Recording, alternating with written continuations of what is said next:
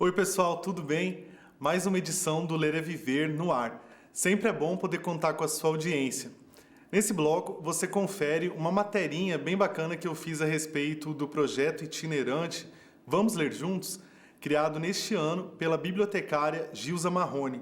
Ele é oferecido para bibliotecas e escolas públicas, centros comunitários, entre outros locais que queiram formar rodas de leitura com no máximo 10 jovens entre 14 e 18 anos. Eu fui até a Biblioteca Estadual Izaias Paim, conferi a edição realizada com os sócio-educandos da UNEI Dom Bosco por intermédio da Fundação de Cultura de Mato Grosso do Sul. Confira. A literatura promove conexões entre vários universos, muitas vezes propiciando ao leitor uma viagem ao mundo da fantasia, despertando assim a imaginação. Pensando nisso, essa bibliotecária criou o projeto itinerante Vamos Ler Juntos, que oferece rodas de leituras para jovens que não têm o hábito de ler. Em parceria com a Fundação de Cultura de Mato Grosso do Sul, a ação vem sendo realizada atualmente com 8 sócio-educandos da UNEI Dom Bosco, na Biblioteca Estadual Izaias Paim. Quando eu me aposentei, eu queria muito realizar um trabalho voluntário, mas tinha que ser um trabalho voluntário que envolvesse livros, leitura, literatura, porque é a minha praia. E aí eu me lembrei que ao longo dos meus 35 anos como bibliotecária, eu tive a oportunidade de conversar com muitos jovens, e esses jovens sempre me diziam que não gostavam de ler, pelo menos assim, grande parte deles. E eu ficava muito intrigada, porque eu pensava, as pessoas adoram ouvir histórias. O sucesso dos filmes, das séries são tão grandes, né? Os livros contam histórias. Então, por que os livros não fazem sucesso com a moçada? E aí, pensando nisso, eu resolvi estudar. E, claro, é uma situação muito mais complexa, mas o que eu percebi, que eu achei que eu teria como colaborar, é que eu vi que muitos jovens não têm acesso aos livros, seja pelo preço, porque não conseguem frequentar bibliotecas, e quando tem, normalmente são esses livros que eles não escolhem, que eles são obrigados a ler na escola, histórias com as quais eles não se identificam, personagens. E aí eu falei, então eu vou criar um projeto que coloque livros nas mãos desses jovens, mas livros que os interessem. E aí começou a nascer o Vamos Ler Juntos.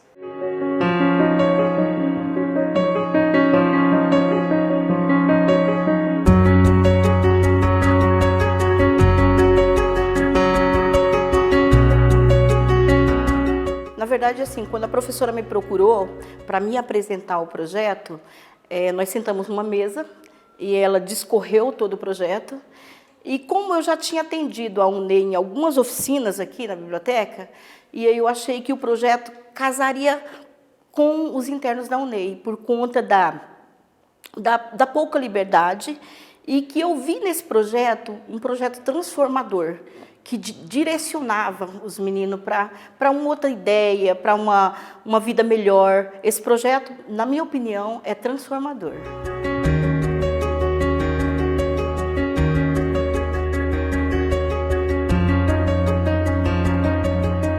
Eu conheço a realidade da UNEI, né? Eu já tive um filho internado na UNEI, né? Então eu conheço a realidade lá e eu sei a dificuldade de alguém ir lá ministrar algum curso ou de trazer os internos para alguma instituição pública, né? Eu já visitei a UNEI durante muitos anos e eu servia como um suporte para estar comprando livros e livros usados para estar levando para os internos de lá.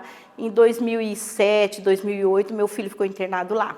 Esse projeto entra um pouco na minha vida pessoal, porque assim, ele me remete, então tudo que eu fizer para os meninos, parece que eu estou fazendo para o meu filho, e que ele não está mais na terra, né? Deus recolheu ele. Então entra um pouco, por isso que é tão importante esse projeto para a minha vida pessoal. E fora que a leitura estimula a memória, né? Estimula a criatividade, diminui o estresse, que isso é muito importante. Por quê? Porque não é fácil você ficar preso numa cela, né? E aumenta também o vocabulário. Então, por isso que é uma oportunidade para os meninos. E a leitura, quem detém de leitura, quem detém de poder, né? A sabedoria. Então, entra todos esses pré-requisitos e que eles podem estar utilizando para a vida acadêmica, vida profissional, enfim. O projeto Vamos Ler Juntos é oferecido para bibliotecas e escolas públicas, centros comunitários, assim como outros locais que queiram formar rodas de leitura com no máximo 10 jovens entre 14 e 18 anos. Nessa edição, realizada com os sócio-educandos da Unidade Educacional de Internação Dom Bosco, a meta é que, ao fim dos 20 encontros, eles encarem a literatura como aliada na ampliação do vocabulário e da escrita, e que também desenvolvam uma melhor interpretação de texto. A pré-seleção eu fiz como curadora do projeto, né? Eu fiz com base nas minhas leituras, porque eu me preparei durante um ano com relação a esse projeto. Eu estudei, eu escrevi, eu li muita literatura juvenil e com base nisso eu fiz uma seleção de 5 títulos e trouxe esses 5 títulos para que eles pudessem votar, né, naquele que eles gostariam de ler.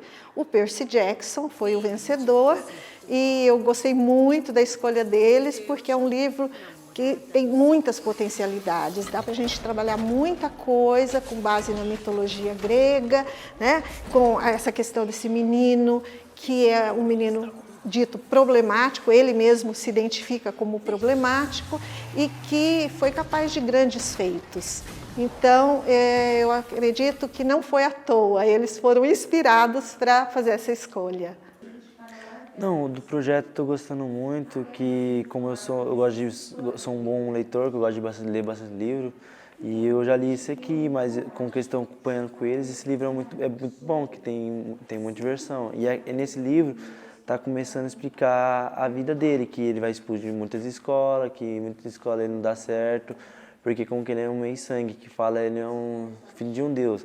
Aí ele vai começando assim, começar a ver as coisas, porque o povo joga uma névoa que não dá para ele ver as coisas que é do mundo mágico, de deuses.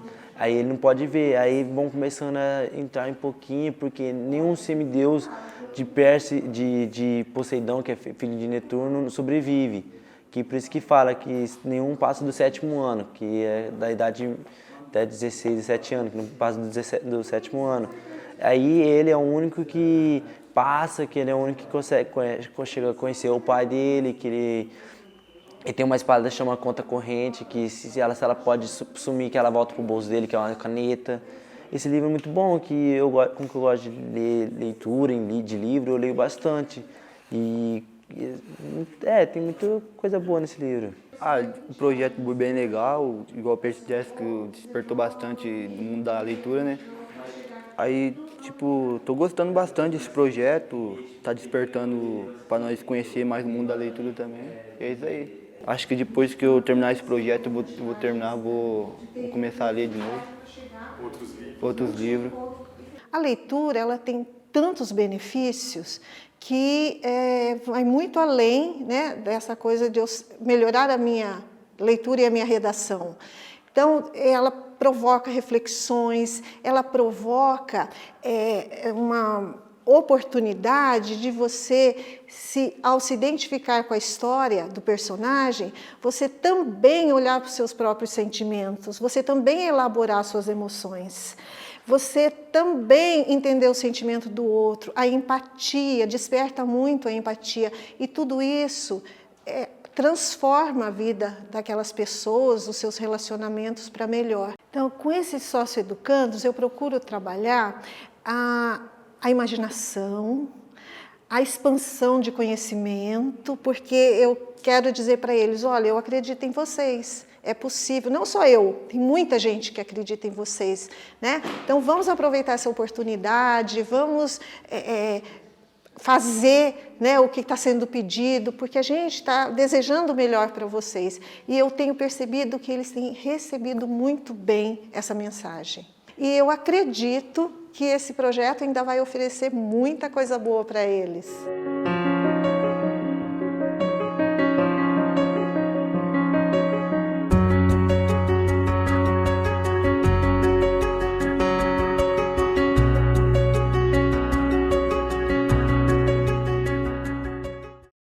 Muito bom saber que existem pessoas como a Gilza preocupadas em disseminar o hábito da leitura, né? O projeto realmente é muito transformador e que a partir da obra Percy Jackson, os sócio-educandos consumam mais e mais livros. Agora tem intervalo, mas é bem rapidinho. Até daqui a pouco.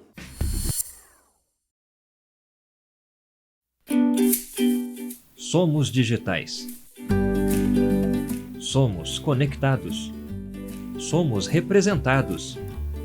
As notícias e tudo o que acontece no parlamento, você acompanha no canal da TV Alemes no YouTube.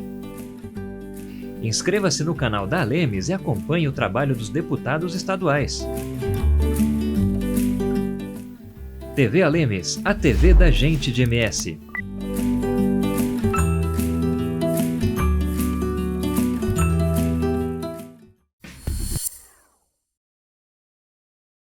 Para promover a discussão a respeito da discriminação e preconceito raciais, o jornalista Hermisson Amardi escreveu o livro Coio, Negro Sim, Marginal Não, em parceria com a engenheira Raquel Escobar.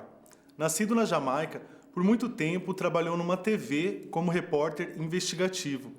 Em 2013 veio para o Brasil para aprender português e se preparar para a cobertura da Copa do Mundo de 2014. Decidiu se mudar para cá e há quase 9 anos mora em Campo Grande, onde dá aulas de francês e inglês. Sua publicação mistura realidade e ficção e foi lançada recentemente. Eu bati um papo com ele, agora você confere o que a gente conversou. Eu estou aqui na Biblioteca Municipal Ana Luísa Prado Bastos, que fica no Horto Florestal de Campo Grande, junto com também jornalista Hermisson Amardi Bryant, autor do livro Coio, Negro Sim, Marginal Não, lançado em julho pela editora Vida Produções. Tudo bem, Hermisson? Obrigado pela participação, né, no Ler a Viver, por ter aceito esse convite. Tudo bem, João. Foi um prazer, um grande prazer para mim de estar aqui com você hoje para participar nessa entrevista. Você nasceu na Jamaica e veio para o Brasil para cobrir a Copa do Mundo em 2013. E um ano depois você decidiu vir para cá, né, se mudar para cá. Você está morando há quase 10 anos em Campo Grande e queria que você contasse um pouco, né, dessa sua trajetória para a gente e por que você decidiu escolher a capital Morena, né, para fixar a sua residência. Eu sou jornalista investigativo, eu sou professor de idiomas, eu sou escritor, eu faço um pouco de atletismo também como fisiculturista. Eu já trabalhei pela TV Nacional da Jamaica durante um bom tempo, né? Até que um dia eles pediram para mim para vir para o Brasil para fazer a cobertura da Copa do Mundo de 2014. Eu tinha que vir um ano antes da Copa para aprender a falar português, para poder fazer o trabalho para eles. E depois da Copa, eu queria encerrar por um tempo minha carreira como jornalista investigativo para fazer outra coisa, porque eu não tinha tempo para fazer mais nada na vida, além do que viajar, investigar, procurar pessoas más, pessoas corruptas, né? Aí depois eu decidi dar um tempo, falei, não, vou voltar para o Brasil, abrir uma empresa onde eu vou trabalhar comigo mesmo. Aí eu mudei para o Brasil, aí depois eu tinha um amigo meu, que eu chamo de primo, que morava em Três Lagoas. Aí ele pediu para mim, então, quando você vem para o Brasil, fica na minha casa. Aí eu decidi, volto para o Brasil, ficar na casa dele em Três Lagoas. Aí depois eu namorei com uma pessoa de Campo Grande. Aí eu mudei para Campo Grande, porque aqui é uma cidade que é bem maior que Três Lagoas, para trabalhar na minha área como professor e como jornalista. Como que surgiu daí então, né, a ideia de você estar escrevendo o livro Coio, Preto Sim, Marginal Não? Queria que você contasse um pouco sobre essa história, né, que mistura ficção e realidade e que promove discussão a respeito da discriminação e o preconceito raciais tão vigentes, né, infelizmente, ainda na nossa sociedade. Essa história tem muito a ver comigo e também com os lugares que eu já fui, países, cidade, país na Europa, nos Estados Unidos, França, Itália, país que eu já fui trabalhando como jornalista. Eu vi muitos casos de racismo que mexem muito comigo. Porque dentro do meu país existe racismo de uma forma diferente, não é a cor de pele, é uma posição social de uma pessoa. E quando eu viajei, eu vi uma necessidade de expressar, falar sobre esses assuntos. O que me chama mais atenção foi uma coisa que aconteceu comigo dentro de um supermercado aqui em Campo Grande. Estava muito frio. Eu fui lá no mercado. O dono do mercado, ele me conhece muito bem, porque é perto da minha casa. Aí, quando eu fui lá, tava tão frio, eu estava com um capuz e máscara. Aí eu entrei lá, né? Tinha 2 mulheres que estavam comprando, passando cartão e tal. Aí elas me viram entrar e elas já pegaram a bolsa dela, sabe? Segura, né? Tipo, um ladrão negro tá entrando aqui. Aí eu não liguei para isso. Eu entrei lá, comprei. Na hora que eu estava voltando a fazer a compra lá, a menina que estava na caixa, né? Ela falou assim: oi, professor, tudo bem com você? Aí a menina, aquela mulher que estava lá, ela, tipo, na cabeça dela: ué, como assim? Professor? Aí quebrou, né? Eu não gostei que ela tinha na cabeça dela. Aí passou. Aí outro assunto que passou comigo, que foi mais grave ainda, estava relacionado com uma pessoa. Quando foi conhecer a mãe dela, a mãe dela falou assim para mim: não sabia que seu namorado era preto. Aí na hora eu tipo, como eu posso dizer isso? Cara, eu fiquei sem chão com falar as pessoas. Tipo, tem pessoas que são racistas, mas elas não falam para você. Eles não falam na sua cara, né? Essa pessoa foi tão arrogante nesse momento, eu não tinha reação na hora. Eu fiz o quê? Eu saí do lugar, fui tomar uma água, eu saí e fui para minha casa. Naquele dia que eu cheguei na minha casa, eu liguei meu computador, eu escrevi 50 páginas do livro, numa noite só. Eu falei assim: a pessoa não gostou de mim porque eu sou um cara que não tem conhecimento, que eu sou um cara idiota. Ela não gosta de mim porque eu sou negro, eu sou preto. Não escolhi ser preto. Se eu queria escolher, eu ia escolher mais 1000 vezes ainda. Aí ela não gostou de mim porque eu sou preto. Aí eu comecei a escrever a história. Aí depois eu chamei minha amiga Raquel. Falei: Raquel, você vai poder me ajudar a fazer a minha biografia, já que você me conhece super bem? E ela concordou, ela fez minha biografia, me ajudou a fazer as pesquisas. Aí colocamos esse nome, Preto Se Imaginar Não. Porque a sociedade julga muito as pessoas sem saber quem você é, o que faz na vida. Até depois de aparecer no jornal aqui em Campo Grande, pessoas que me conhecem onde eu frequento mais, chegassem a mim: gente, eu não sabia que você era tudo isso, não. Você é jornalista, você é professor de idiomas. Tipo, você não parece tal coisa. Tipo, conhecimento para essas pessoas tem a ver com cor de pele, com posição social. E conhecimento não anda com cor de pele. Você pode ser branco, preto, azul, tanto faz, a pessoa, conhecimento não tem nada a ver com isso. Então, são coisas que acontecem comigo fora do Brasil também. Quando fui para a França, foi horrível. Pessoas que me encontrar, que não querem conversar. Outros países que eu fui, é a mesma coisa. Diferença que eu percebi entre o racismo do Brasil e o racismo do outro país que eu fui: as pessoas em outros países, elas falam para você: você é preto, eu não gosto de você. E pronto. Mas aqui a pessoa, por ser racista, ela abraça você, ela beija você, mas então ela é racista. Racismo velado, né? Isso. E é um absurdo, né, que ainda existam pessoas que praticam, né, esses atos de desigualdade, de preconceito racial, nos tempos em que a gente vive atualmente. E é muito legal você estar abordando isso no livro, né, que foi escrito em parceria com a Raquel Escobar. Como que está a questão da discriminação atualmente, na sua concepção, né, e do preconceito raciais aqui no Brasil em relação a outros países que você morou e conheceu, né? E por que esse debate, assim como você já me falou, né, é tão importante e tão necessário nos dias em que a gente está vivendo, né, atualmente? Então, João, o Brasil, a maioria da população, queira ou não, é negra.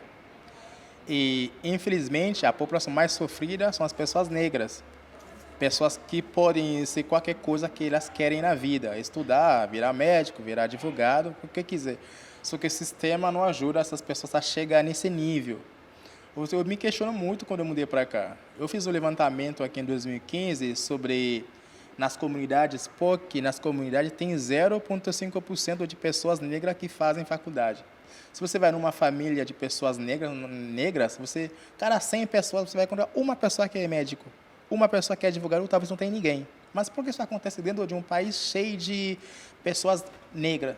Isso faz qualquer um questiona sobre esse tipo de assunto. Quando eu for para os Estados Unidos, quando eu viajei para lá, tem uma diferença enorme. Tem mais negro também, mas são maioria de pessoas que estudam. Você vai encontrar um negro andar de carrão, que é rico. Mas porque aqui é tão diferente assim. Então eu acho, na minha opinião, o conhecimento, tipo, se uma pessoa negra conseguir entrar numa faculdade para estudar, ele vai chegar onde ele quiser na vida. Então, para mim, o racismo aqui no Brasil e de fora tem mais a ver com conhecimento, o que a pessoa negra pode fazer. Talvez a pessoa tenha medo. Não vou conseguir fazer. Não, você consegue. Não é porque você é negro que você vai conseguir fazer tal coisa. Porque conhecimento não tem barreira, não tem... Sabe, qualquer um pode estudar para ser. Então, conhecimento e pessoas negras aqui, tem muitas coisas que eles podem fazer. Ok? E apesar de existir muitas políticas, né, que combatem, e ações também que combatem a desigualdade, preconceito raciais, mesmo assim, a gente costuma se deparar, né, às vezes, com esse tipo de preconceito. Você tem 36 anos, né, e fala inglês, espanhol, francês, italiano, e atualmente dá aulas de inglês e francês aqui em Campo Grande. É muito diferente da sua rotina de repórter investigativo? Conta pra gente a respeito da diferença, né, do professor para o repórter investigativo, porque você já trabalhou também em uma TV que era da Jamaica, né, e do Haiti. Então, João, são duas realidades diferentes, né? Lá na Jamaica, quando a pessoa é formada em jornalista investigativo, nosso trabalho se refere mais a desvendar, tipo, corrupção, e casos que tem a ver com crime e tal. Aí sair dessa área para ser professor foi um passo de 0 para 100 para mim. Tipo, eu trabalhei 5 anos e meio nessa área como jornalista investigativo. Ajudei meu país a pegar muitos criminais, muitos bandidos, pessoas corruptas. Quando eu falei para o meu chefe, agora deu, eu preciso de fazer outra coisa.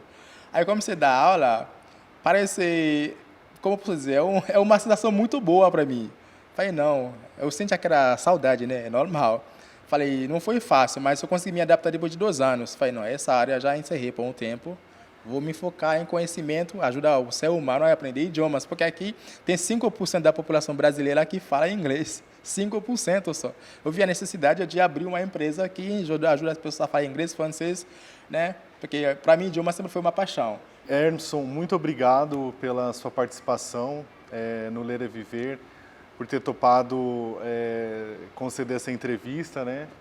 E eu desejo muita sorte para você e que mais publicações, né, pintem por aí para estar despertando nas pessoas atenção, né, para temas tão importantes como no caso desse seu primeiro livro, né, tratando de questões relacionadas ao preconceito e discriminação raciais. Então, João, eu quero agradecer muito por essa grande oportunidade de me chamar para essa entrevista. Também por as pessoas que estão assistindo Ler e Viver. Tem muita coisa boa para ver lá, pessoal. Obrigado. O mundo precisa cada vez mais de pessoas como o Hermeson, que promovem debates a respeito de temas tão necessários como a discriminação e o preconceito raciais, né? Eu acho que você deve estar gostando bastante do programa, assim como eu, né? Então continue aí, porque agora tem intervalo, mas é rapidinho.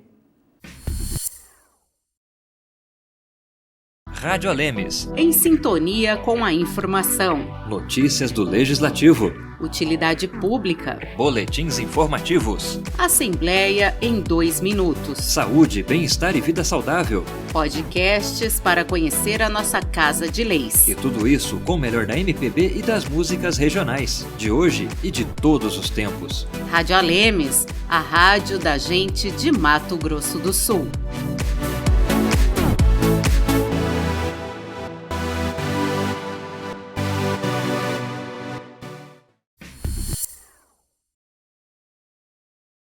O Ler é Viver está de volta, obrigado mais uma vez pela companhia. Em 1º de junho de 2009, o avião da companhia aérea Air France, que fazia o voo 447 do Rio de Janeiro para Paris, caiu no Oceano Atlântico, sepultando 228 pessoas, sendo 12 tripulantes.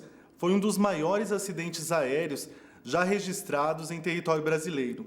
O coronel aviador Silvio Monteiro Júnior, que atualmente mora em Campo Grande e na ocasião coordenou os trabalhos de resgate, conta detalhes a respeito da operação que mudou a história da aviação no Brasil, no livro Voo Air France 447, Desmistificando o Maior Acidente Aéreo Brasileiro, publicado pela Life Editora e lançado neste ano.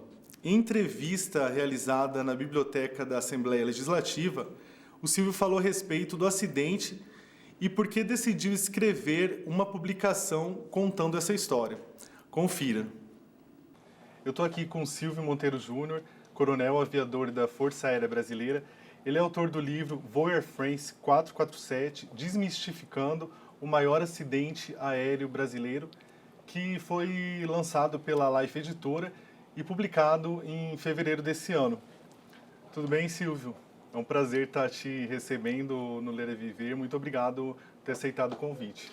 João, sou eu que agradeço o convite. Estar aqui hoje é uma oportunidade para mim de divulgar esse trabalho, mas mais que isso também é divulgar o trabalho da Força Aérea Brasileira, de falar sobre busca e salvamento e dessa atividade que eu vivenciei durante tantos anos.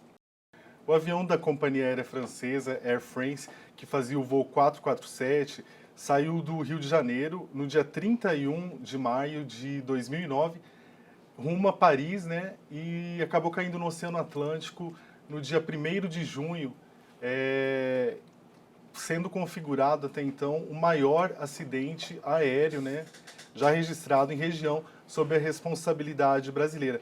Na ocasião, você era chefe de divisão, né, de busca e salvamento da FAB e coordenou os trabalhos de resgate. Eu queria que você contasse um pouco sobre essa tragédia e também por que você decidiu, né, estar escrevendo esse livro e quais os fatores que você quis desmistificar por meio dessa publicação. Em 2009, então, eu ocupava um cargo dentro da Força Aérea. Eu era chefe da divisão de busca e salvamento. Essa divisão, ela tinha, entre outras responsabilidades, a de supervisionar todas as operações de busca e salvamento que aconteciam nos 22 milhões de quilômetros quadrados que nós temos de responsabilidade. Então, assim, é muita área. Acontece muito acidente desse tipo. Só que o que a gente não tem como mensurar, porque ainda não tinha acontecido, é como é que desaparece um avião no meio do Oceano Atlântico. Você imagina que são dezenas de voos diários que fazem essa mesma rota, né, ligando, né, o continente sul-americano com o continente europeu. E você não espera que desapareça simplesmente um Airbus com 228 pessoas a bordo. Então, quando isso aconteceu, foi um susto, né? A gente teve realmente assim, eu recebi a mensagem no meu celular, funcional na época, dizendo da situação, e você pega, lê a mensagem, mas meio que demora um tempo ainda para você cair a ficha, porque como é que desaparece um Airbus assim, no meio do Atlântico? Não é assim que funciona, né? O sistema é muito seguro, né? A gente consegue fazer o acompanhamento desses voos e entender onde eles estão o tempo todo.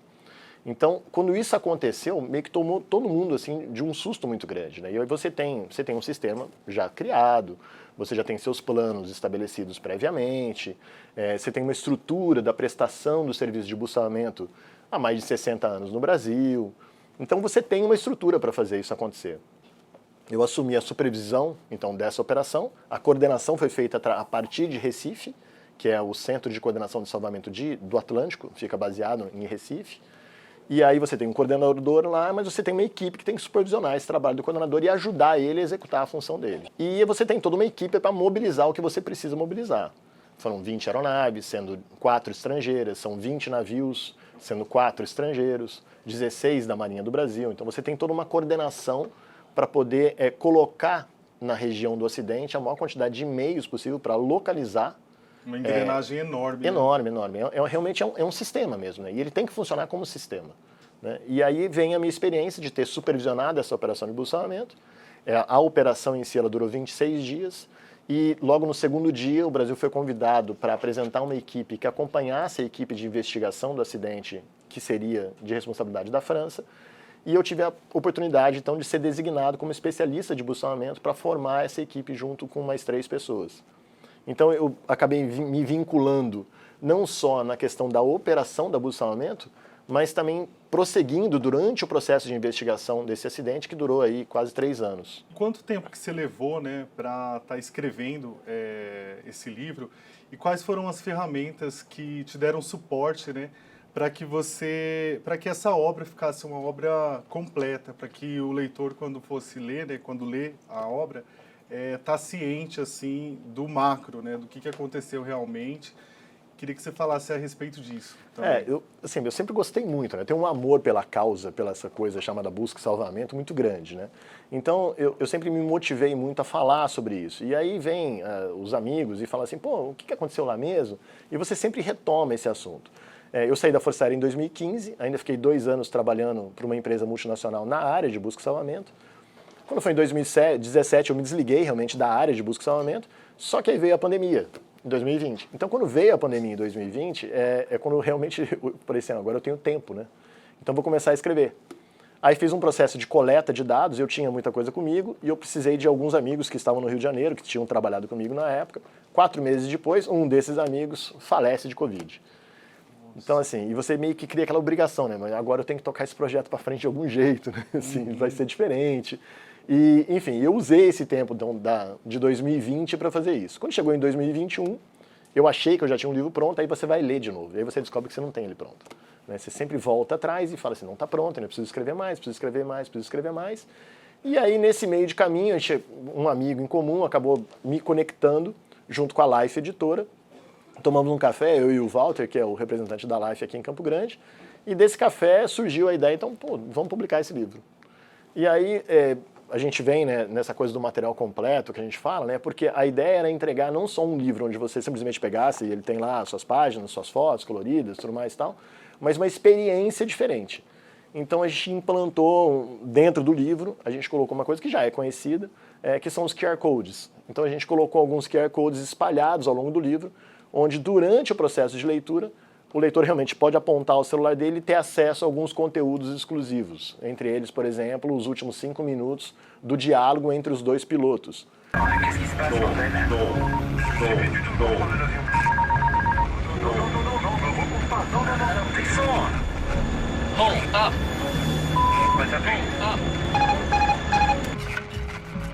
Ou parte do relatório da investigação que eu cito ao longo do livro, eu te dou acesso ao relatório propriamente dito, ao relatório original. E aí você vai entregando uma experiência diferente, então, para quem se interessa pela área, ou se interessa não só de busca e salvamento, mas como processo investigativo, ou é curioso de aviação de maneira geral. Tem toda uma parte de processo decisório, liderança, formação de equipes, enfim. Acho que essa é a ideia. E é bacana essa questão do QR Code, o leitor tá usando um fone, né, para dar mais emoção, né, para fazer com que você realmente tenha noção, né, daquilo tudo que estava acontecendo ali. Sem dúvida. Eu não tenho como transmitir em palavras, por exemplo, a percepção da voz, né? Se essa voz ela muda de tom, ela está angustiada, ela está tranquila, eu não tenho como transcrever isso nas palavras de um livro. Por mais que eu tente, não sou um escritor com tanta experiência assim para te conduzir dessa maneira. Então, assim, a hora que eu te coloco dentro dessa cabine para você escutar o áudio entre os 2 pilotos, o áudio é em francês. Sim, eles são franceses, são pilotos franceses. Ele tem uma legenda em inglês, ok, para te ajudar, mas assim, a ideia, na verdade, é te dar a experiência de você estar naquela mesma cabine vivenciando aqueles últimos 5 minutos. Isso é uma coisa que eu acho que a gente entrega de maneira diferente. Com certeza. Silvio, queria que você falasse sobre os fatores, então, né, que causaram esse acidente e o tempo que as investigações levaram até chegar à conclusão, né? E qual que foi o impacto dessa tragédia na aviação brasileira, né? E você me falou que durante seus mais de 25 anos, né, trabalhando na FAB, você nunca tinha vivenciado um acidente de tamanha proporção, né? Sim, é exatamente isso. Quando você fala em investigação de acidente aeronáutico, você não fala em causas, né? Você fala em fatores contribuintes. Então são vários os fatores desse acidente. E ele é um case, na verdade. Você vai sempre estudar ele, você vai extrair muitas lições dele, né? Então, assim, eu posso citar aqui algum desses fatores. Então, assim, um fator chamado treinamento. Eles se colocaram numa situação, os 2 pilotos, com a aeronave, numa determinada condição que não se treinava daquela maneira. Aí você vai me perguntar assim, mas por que não treinava? Porque não se imaginava que eles poderiam ser capazes, que a aeronave em algum momento ia estar naquela situação. Tem um fator material envolvido? Tem. Se escuta muito falar de, não, os tubos de Pitot congelaram. E aí você fala, eu vou retomar aquela sua primeira pergunta da questão da desmistificação. Os tubos de Pitot, eles não congelaram, eles ficaram entupidos por cristais de gelo. E é uma situação diferente. Se ele está congelado, não entra nada de ar, eu tenho velocidade zero no meu painel. Se ele está entupido por cristal de gelo, tem hora que eu recebo informação e tem hora que eu não recebo informação. Então a confusão a bordo é muito maior. Então esse é um fator material. Falei um fator de treinamento, um fator material. O fator meteorologia influenciou? Influenciou porque eles entraram dentro de uma tempestade.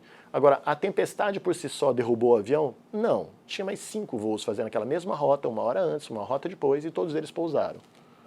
Então assim, você tem fatores contribuintes. No processo de investigação do acidente aeronáutico não se aponta culpados.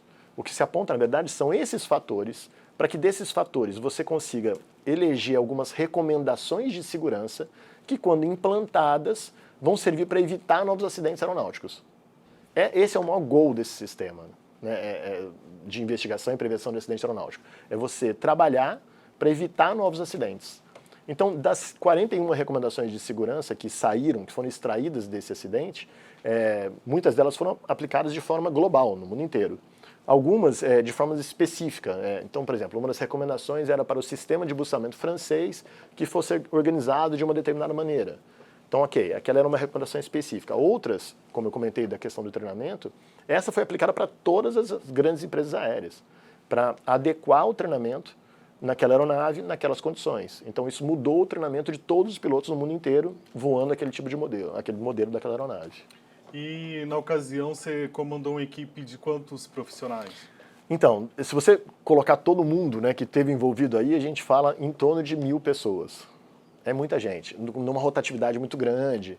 Desafio tanto, né? O desafio é enorme. A carreira de qualquer... E marca, né? É como você falou assim, por que esse acidente? Porque marca, não tem como. Não tem como não marcar um acidente dessa proporção. Você é de Campinas, né, e mora aqui em Campo Grande desde 2015. Eu queria que você falasse a respeito da sua relação com a cidade de Morena e com o Estado, né, principalmente com o Esquadrão Pelicano, que fica aqui e é referência da FAB em operações de busca e salvamento, né? É aqui também que mora o grande líder, né, da sua vida, o seu filho Davi, de 8 anos. Eu vim para cá, para Campo Grande, a primeira vez em 94. E eu tenho uma história fantástica, eu não conhecia Campo Grande. Eu vim de carro, de Campinas, para cá sendo transferido, né? Eu tinha acabado o curso de helicóptero e pedi para vir para Campo Grande, para voar no Esquadrão Pelicano, justamente porque eu já tinha esse sonho de trabalhar com busca e salvamento. A minha chegada aqui em Campo Grande, eu parei o carro ali na entrada da Federal, né? E passou um trem. Eu falei, meu Deus, onde que eu tô chegando? Eu tomei um susto aqui. Em 94, ainda passava o trem ali, né, na entrada da cidade. Né? Eu falei, cara, que diferente, né? Faz muito tempo, né? E eu me apaixonei pela cidade, assim, eu gosto muito da cidade. Então, assim, eu vivi aqui alguns anos, ainda no início da minha formação como piloto operacional de busca e salvamento. Depois acabei saindo, os caminhos de Força Aérea acabaram me levando para outras cidades. Mas quando eu tive a oportunidade de voltar para cá, que foi quando eu fui para a reserva da Força Aérea, eu estava no Rio de Janeiro, e aí a decisão foi, não, vou voltar para Campo Grande, é uma cidade que super acolhedora, né? Meu filho tinha 2 anos na época, uma cidade ótima para criar filho. E eu vou ficar perto, né? Tenho um laço afetivo, vou ficar perto do Esquadrão Pelicano, onde eu ainda tenho muitos amigos, e vou conseguir participar de alguma maneira ali da vivência, né? Daquela estrutura. Isso aconteceu, eu sou fã da cidade, não escondo isso, entendeu? Eu gosto, faço propaganda da cidade para todos os meus amigos, entendeu? Enfim, e meu filho é super feliz aqui, né? Eu sou suspeito, né, para falar assim, porque realmente a minha relação com ele é muito boa. É uma cidade realmente apaixonante, né? Silvio, muito obrigado pela participação, né, pela sua participação no Ler é Viver. Muita sorte para você nas suas atividades. E também vai que de repente surjam por aí mais novas publicações, né? E obrigado por ter aceitado o convite. Obrigado, João. Sou eu que agradeço. História para contar a gente tem um monte, viu?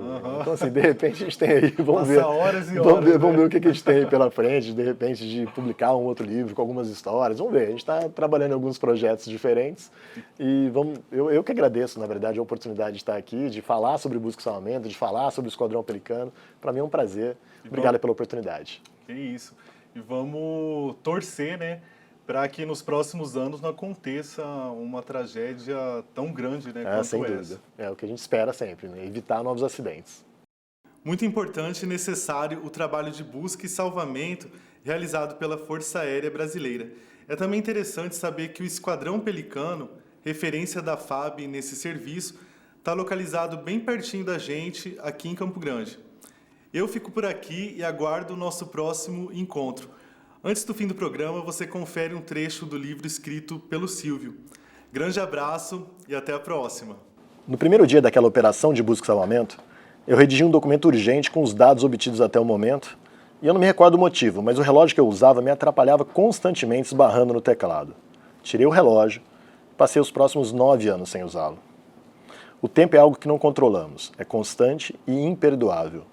Naqueles primeiros dias de agonia, não havia hora do almoço, hora para ir no banheiro, hora para dormir. Com 228 pessoas desaparecidas, as atividades corriqueiras perdem importância. O tempo que importa é o da aeronave que ainda não decolou, do briefing que ainda não foi feito e das respostas que ainda não obtivemos. O tempo não apagará da memória as lembranças, boas ou ruins, dos momentos que vivemos. O que podemos fazer é construir mais momentos bons com a expectativa de que eles sejam suficientes para minimizar os momentos ruins.